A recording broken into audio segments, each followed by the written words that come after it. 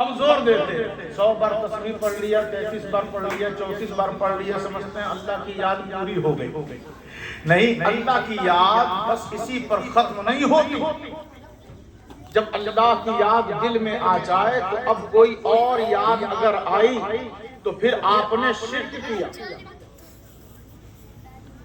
آپ نے شرک کیا، کیونکہ یاد الہی میں بھی وحدت کا خیال ضروری ہے، ذکر الہی میں بھی وحدت۔ اسی لیے غوث اعظم بڑے پیر دستگیر کہتے ہیں حالت نماز میں اگر کوئی بازار کی سیر کرے، کوئی ادھر ادھر جائے تو اس نے شرک کیا۔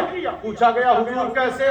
کہا جب تو حالت نماز میں ہے، اللہ کی بندگی میں ہے، اس کی عبادت میں ہے، تو پھر تیرا دل کہیں اور کیسے جا رہا ہے؟ تو نے اللہ کے ساتھ شریک کر دیا، بازار کو شریک کر دیا، اپنے خیالات کو شریک کر دیا، اپنی یادوں کو شریک کر دیا۔ اور وہ کہتا ہے میں جہاں حضور فرماتے ہیں اچھا بتائیں اللہ کے بارے میں سب سے بہتر کون بتائے؟ بولیں حضور بتائیں گے۔ حضور فرماتے ہیں کہ پورے جسم میں، انسان کے جسم میں ساری چیزوں میں اگر ایک چیز خراب ہو جائے تو پورا جسم خراب، لفسدت، فاسد ہو گیا اس کا جسم۔ اور ایک چیز اچھی ہو جائے، ایک چیز بہتر ہو جائے تو پورا جسم بہتر۔ پوچھا گیا وہ شے کیا ہے؟ تو حضور فرماتے ہیں هو القلب، وہ کیا ہے؟ دل ہے۔ وہ کیا ہے؟ دل ہے۔ کسی کے دل میں کچھ ہے، کسی کے دل میں کچھ ہے، اور اس کے اثرات اس قدر دور تک پہنچتے ہیں کہ نسلیں خراب ہو جاتی ہیں۔ اگر دادا کے دل میں صرف دنیاوی جاہ و حشمت ہے، صرف پراپرٹی کی چاہت ہے، تو بیٹے میں وہ چیز منتقل ہوتی، پھر اس بیٹے سے ان کے پوتوں میں آتی، پھر پڑ پوتوں میں جاتی ہے۔ تو اس طرح پوری نسل کو انہوں نے دنیا میں غرق کر دیا، دنیا طلبی سکھا دیا۔ اب حال کیا ہوا کہ اب نہ اس گھر میں قرآن سے رغبت رہتی ہے، نہ اس گھر میں نمازوں سے محبت رہتی ہے، نہ اس گھر میں علماء، مشائخ اور ائمہ سے کوئی انسیت اور لگاؤ رہ جاتی ہے۔ اب اس گھر میں صرف دنیا کا ڈنکا بجتا ہے، دنیا دنیا، اس کرسی کو حاصل کرنا ہے، اس کرسی کو حاصل کرنا ہے۔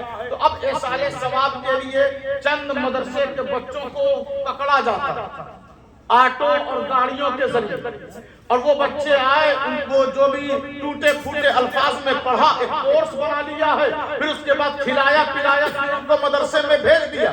تو یاد رکھیں وہ جنت میں جائیں گے، وہ کامیاب ہو جائیں گے، تو اس میں آپ کا فائدہ کیا ہے؟ یاد رکھیے گا ہر شے پر یہ فرض ہے کہ وہ اپنے دین کو سیکھے، وہ قرآن سے الفت رکھے، وہ احمد مختار کی اتباع کرے، وہ اللہ کی یاد سے اپنے دل کو منور کرے۔ جب دل میں انقلاب آتا ہے، جب دل میں تبدیلیاں آتی ہیں، جب دنیا طلبی دلوں سے نکل کر باہر آتی ہے، تو دنیا اسے کبھی ذوالنون مصری کہتی ہے، کبھی بایزید بستامی کہتی ہے، کبھی ابو بکر شبلی کہتی ہے، کبھی جنید بغدادی کہتی ہے، کبھی امام جعفر صادق کہتی ہے، کبھی حسن عسکری کہتی ہے، خواجہ کہتی ہے، کبھی مخدوم سمنہ کہتی ہے، کبھی ابو الغوث کرم دیوان کہتی ہے۔ جب تک ہم ان ناموں کو سنا سنا کے خوش ہوتے رہیں گے، ہم پر بھی فرض ہے کہ ہم بھی نیک بنے۔ ابو الغوث کرم دیوان سے کسی نے کہا حضور یزید کہاں گیا؟ فرعون کا کیا ہوا؟